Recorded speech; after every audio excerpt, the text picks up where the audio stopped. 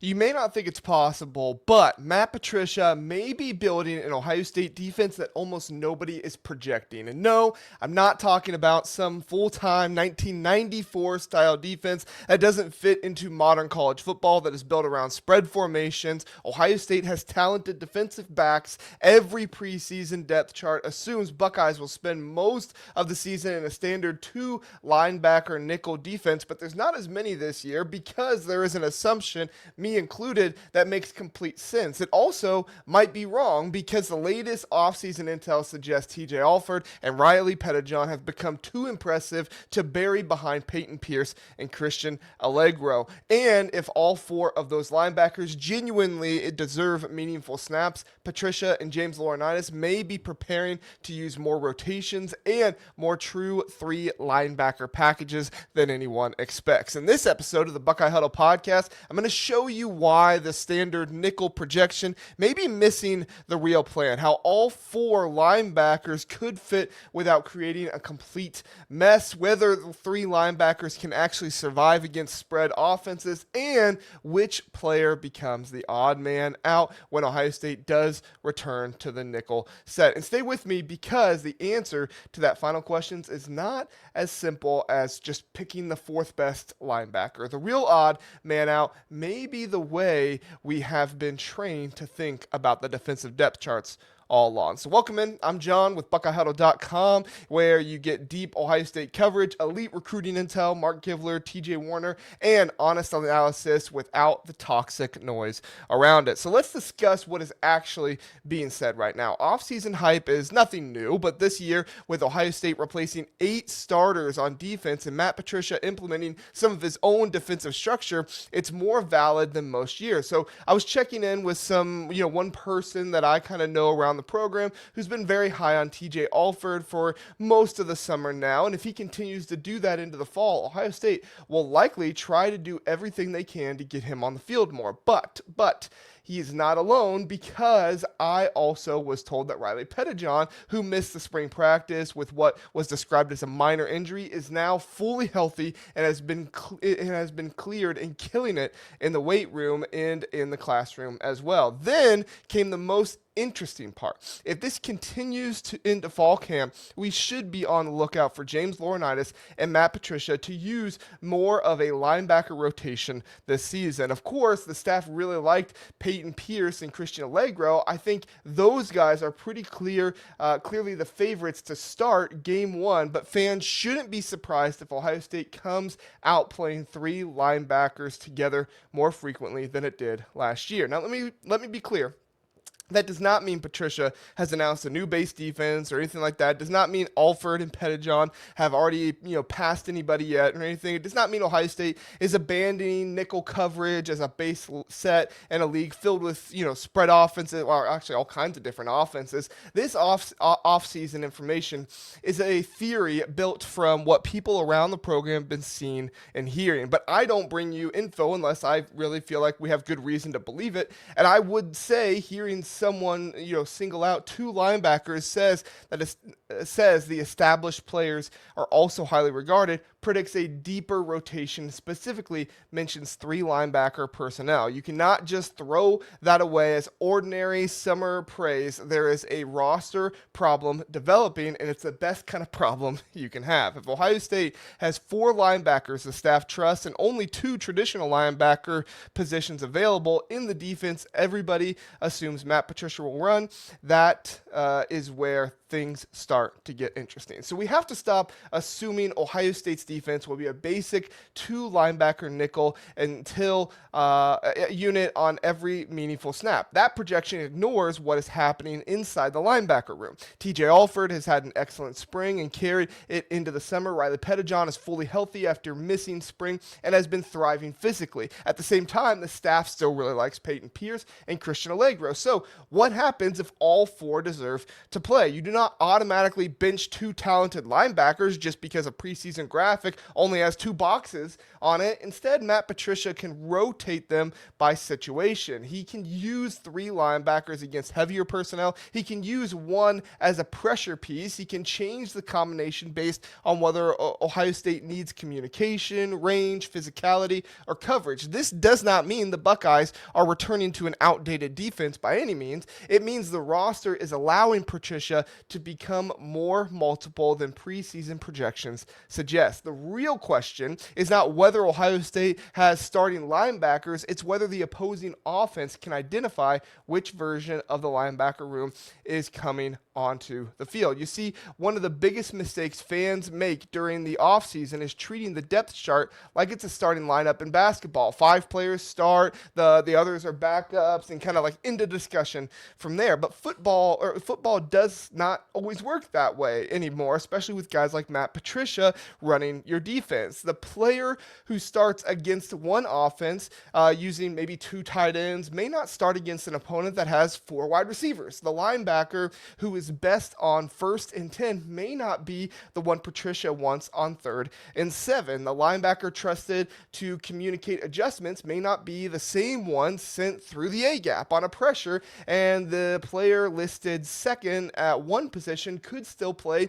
say, 30 meaningful snaps because Ohio State has separate packages for separate situations. That distinction matters with Pierce, Alliegro, Alford, and Pettijohn. The conversation should not be which 2 of these linebackers, will play and the other 2 lost. It should be what problem does each linebacker individually solve. That is how Patricia looks at a crowded room. It's not a problem of too much talent. It's into one of the most flexible position groups on the defense. So let's walk through each player pretty carefully here. First off, let's start with Payton Pierce, who enters the conversation with an important advantage. All right, he's been around the longest. He's waited his turn, and the staff really likes him. That matters because linebackers are not evaluated solely by who looks the most explosive in a summer workout. I know that's what everyone loves, and trust me, I do too. But the position requires communication, formation recognition, run fits, knowing where the defensive line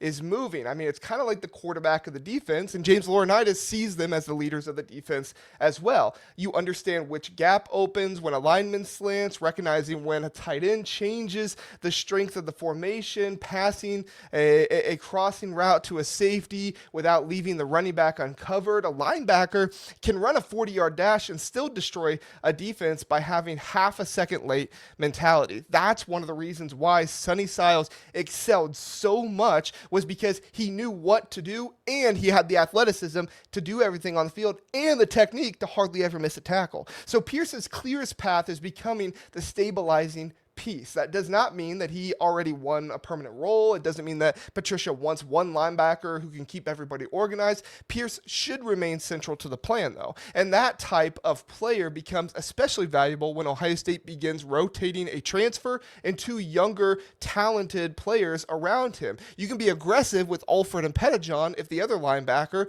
understands the complete picture. You can change fronts. You can disguise pressure. You can survive a mistake without the whole defense collapsing. Think of it like changing multiple pieces on an offensive line. If everyone is inexperienced, communication can become a real problem. If one player understands every adjustment, the younger talent can play faster, more confident, and that could be Pierce's greatest value to the defense. But being the stabilizer does not mean that he stays on the field for every nickel situation and every situation out there, and we'll come back to that here in a minute. Now, let's look at Christian Alliegro, who may be the most difficult player to project because he comes as the most experienced linebacker to Ohio State, coming in from Wisconsin, his time there, and yet he's without a defining specific role, if you ask me. And that uncertainty could actually be the point. In a multiple defense, the 3rd linebacker cannot simply just be another version of the first 2. He has to give the coordinator something different, a piece that he doesn't have elsewhere. And maybe that means Alliegro becomes part of a run-focused package. Maybe he is used when Matt Patricia wants to threaten pressure with different alignments. He was really good in pressure last season from Wisconsin. Maybe he rotates with Pierce depending on the offensive personnel. Maybe he becomes the linebacker whose usage changes changes the most from week to week. That is where traditional depth chart analysis can mislead us, and why you don't see a whole lot of depth charts out there by the media. You see, a player can technically be outside the top two and still have a major role because the staff has 15 to 20 snaps designed around that he does best. And if Ohio State faces an opponent whose offense runs through tight ends, downhill, rushing, or condensed formations, the third linebacker's value increases immediately. Against another opponent that lives in empty formations, that same player's snap count may fall, which might not fit the narrative that surrounds him, but I don't think even the coaches know exactly how they will use him just yet. So if we see something like that, do not think it's a demotion of any kind. That is a defensive game planning. The challenge for Alliegro is not that versatility can sometimes become a polite word for not owning his position. The opportunity is that Patricia may be searching for exactly that type of flexible piece. Now let's get to the offseason momentum, and that is one TJ Alford, who appears to have the clearest offseason momentum at this point, because the buzz is not just saying that he is very talented. I mean, everyone at Ohio State is talented. Welcome to Ohio State. Welcome to Ryan Day. He gets everybody on the team that's talented. It is what it is. The buzz is that Alford had a great spring and has carried that performance into the summer. That is important to know. Spring success can disappear when a player leaves structured practice and enters into more of the long summer development period. Maintaining that momentum suggests Alford is not treating his spring performance as a temporary flash, and if that continues into preseason fall camp, the staff has a real decision to make here. There comes a point when development requires live snaps. You can learn the playbook in a meeting room. You can improve your body in the weight room. You can work on technique during individual drills. But eventually, an elite young linebacker needs to diagnose real formations at full speed against an offense trying to fool him. If Alford is ready for that step, Ohio State cannot give him 6 meaningless snaps at the end of blowout games and call it a day with development. He needs a role. He needs to be trusted. Maybe he rotates every third series. Maybe he enters a 3-linebacker package. Maybe he becomes part of the planned pressure gap. Maybe his performance becomes so strong that one of the projected starters loses a portion of his workload to him. That's not disrespectful to the older guys. That's what elite roster competition looks like, especially at Ohio State. The entire point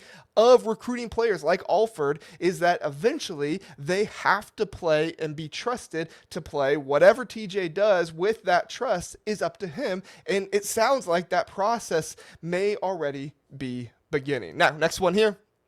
Then you have Riley Pettijohn. Pettijohn missed spring with a minor injury, which means he lost valuable installation time to be on the field.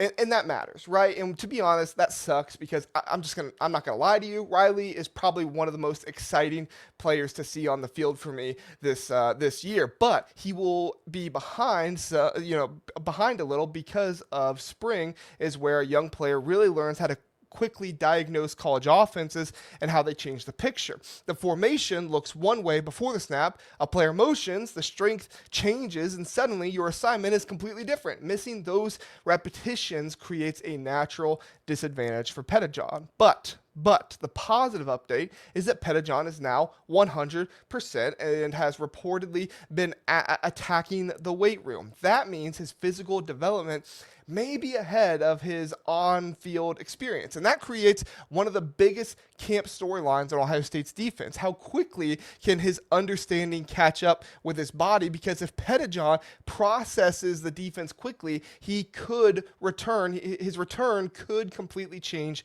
the staff's timeline. A player who missed spring would normally be expected to develop gradually. A player who returns physically prepared and immediately handles the mental workload can force his way into the rotation much easier. Pettijohn does not need to become a full-time starter in September. He simply needs to show Patricia and Laurinaitis that the defense does not lose a step, does not lose its structure when he enters in. Once that trust is established, athletic ability can just completely take over. And here is the open question we need to keep in mind. If Alford is already pushing for snaps and Pettijohn catches up quickly, does Ohio State create more 3-linebacker packages because the scheme demands it, or because the young talent demands it. Those are two very different things, and the answer will tell us how real this defensive change actually is. The obvious objection many will bring up is that three linebacker sets are kind of old school, unless it's kind of like a 3-3-5 set, which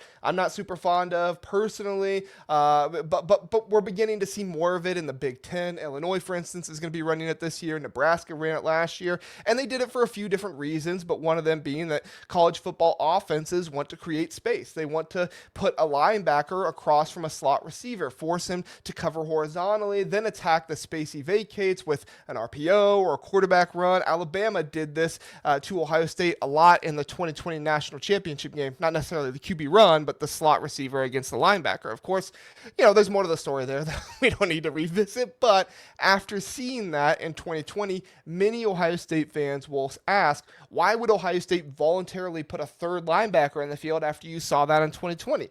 And the first answer is personnel. Three linebacker packages do not need to be the default response to every formation. They can be used selectively against offenses that give Ohio State a reason to add size in the box. If an opponent uses two tight ends, Ohio State can answer that with a third linebacker. If an opponent is committed to running on early downs, Ohio State can change the box count. If Patricia wants to threaten pressure without actually blitzing, the third linebacker can align near the line and force the quarterback to identify where he might come from. If the Buckeyes reach the red zone and the field becomes compressed, the value of an extra, or if the other team reaches the red zone against the Buckeyes, an extra defensive back decreases while the value of physical second-level defenders rises. The second answer is disguise. A three linebacker look does not require all three linebackers to stand 5 yards deep and wait for the snap. One can walk toward the edge, two can threaten the interior gaps, one can drop while another one rushes.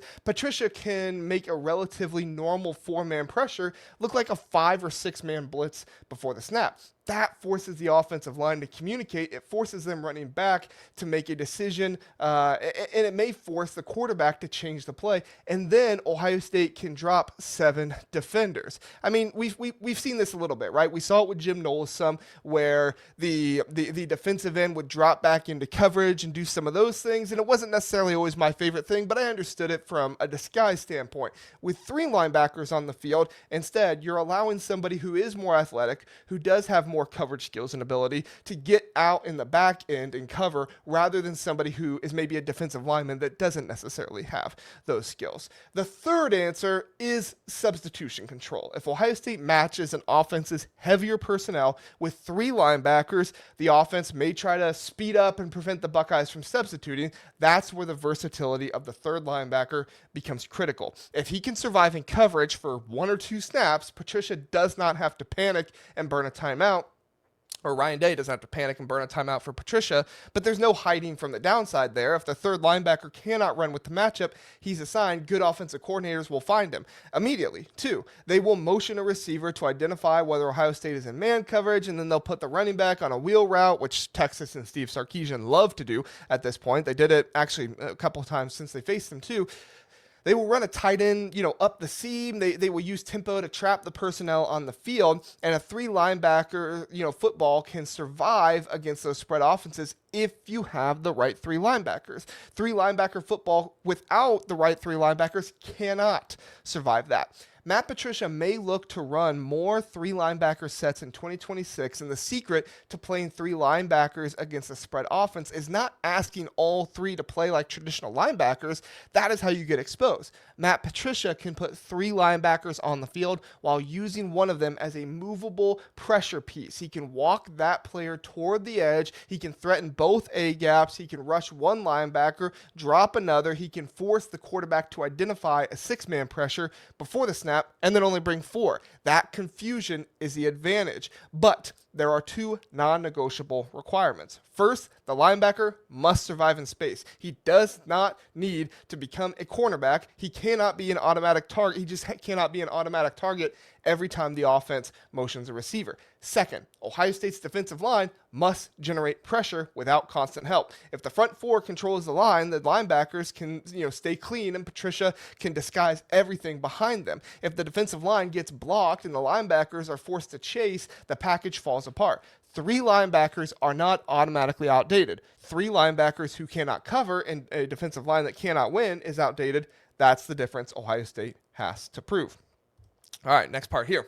The entire theory does depend on Ohio State's defensive line, which could be very good because Phil Steele has them as the number 1 ranked defensive line in the country. Here's a graphic if you're watching on YouTube, kind of summarizing the projections. And to be clear, these are Phil's projections and not my own. I'm just showing you kind of what Phil has laid out here. So we cannot overlook this piece of the conversation. Linebackers look much faster when the offensive linemen cannot reach them. They look much slower when a 315-pound guard has a clear path to just taking them out at the second level. If Ohio State's defensive front controls gaps and occupies blockers, the linebackers can diagnose, move downhill, and finish off the play. That makes a deeper rotation especially more valuable. Alford and Pettijohn can play aggressively because the defensive line reduces the number of blockers that could meet them and defeat them.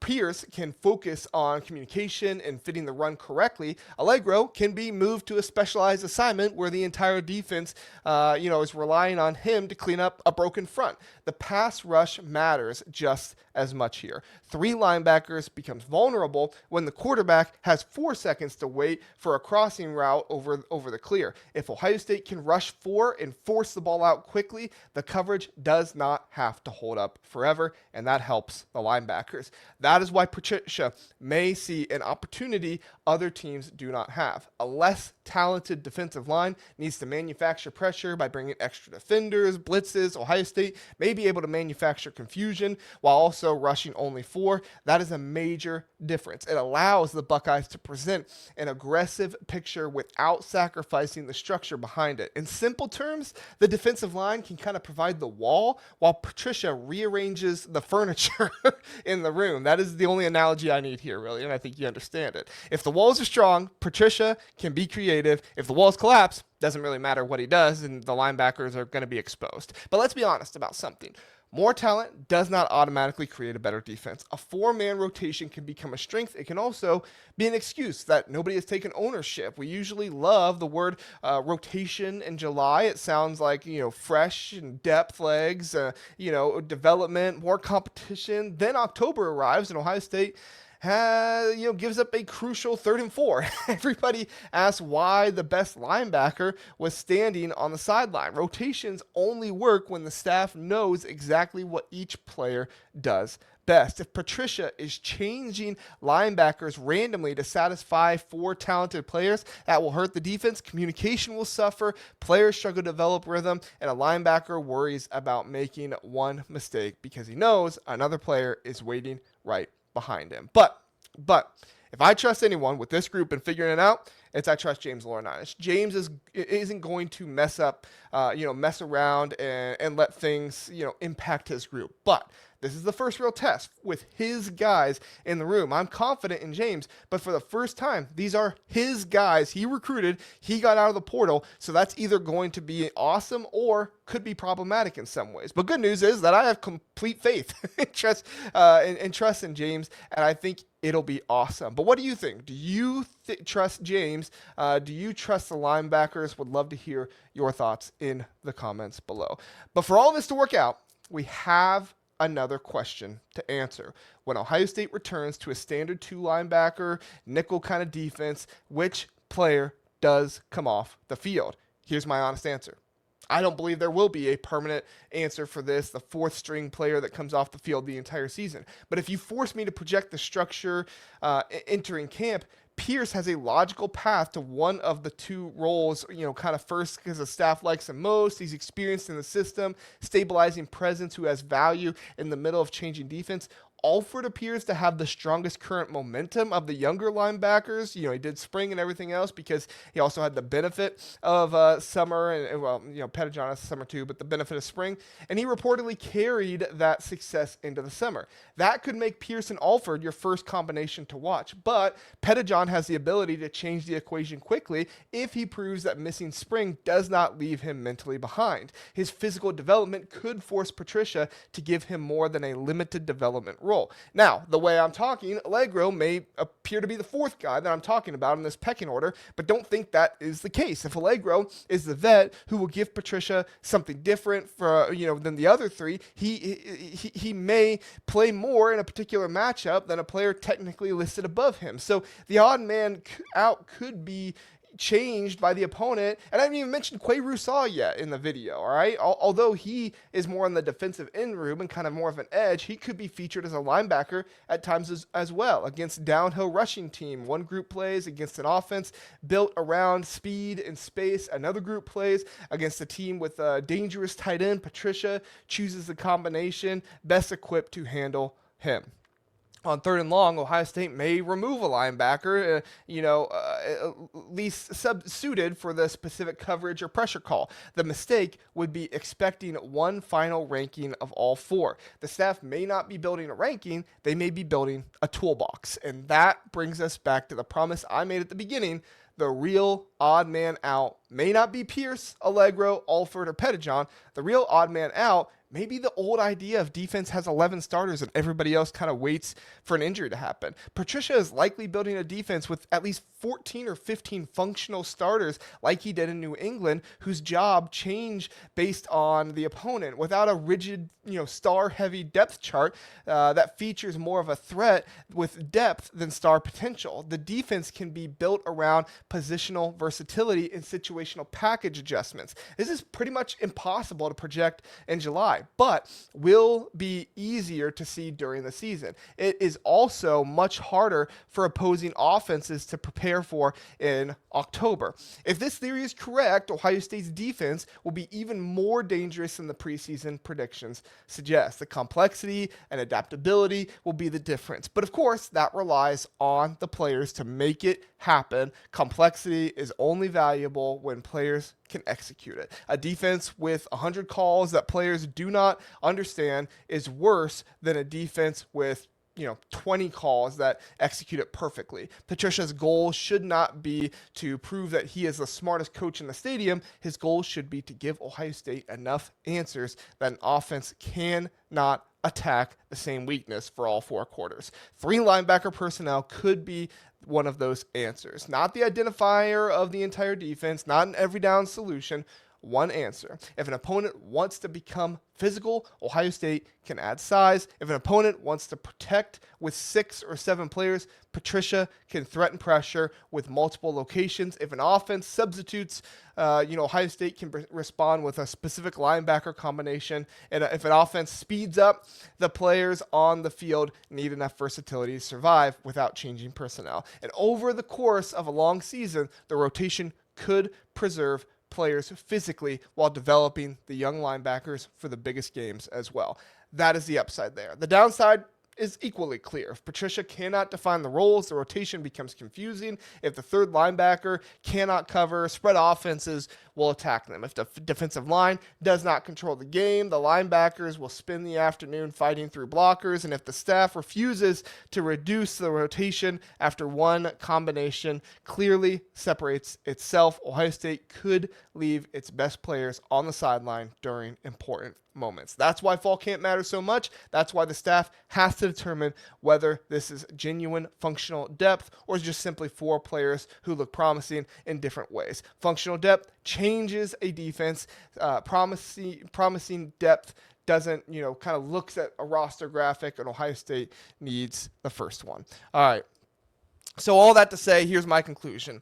Do not assume Ohio State's linebacker plan is already settled because you've likely seen a projected depth chart showing 2 names of, 4-2-5 defense. Not by everyone. If you notice, not many media members are putting out depth charts following the spring, at least Ohio State local media members, because they're likely hearing similar things that I am, that this defense could look different and look more like a Matt Patricia New England style defense rather than the Jim Knowles 4-2-5 defense at Ohio State. Our strongest offseason clue is not simply that TJ Alford and Riley Pettijohn are developing, it's that their development may be the key to let Matt Patricia and James Laurinaitis play with how many linebackers can have legitimate roles. Pierce and Alliegro are still my 2 top guys personally of value right now, but Alford and Pettijohn both can bring something to the table. The coaches have to consider it. Alford has created momentum. Pettijohn is healthy and physically progressing. That does not guarantee a revolutionary new defense, but it gives Patricia a reason to build packages that almost nobody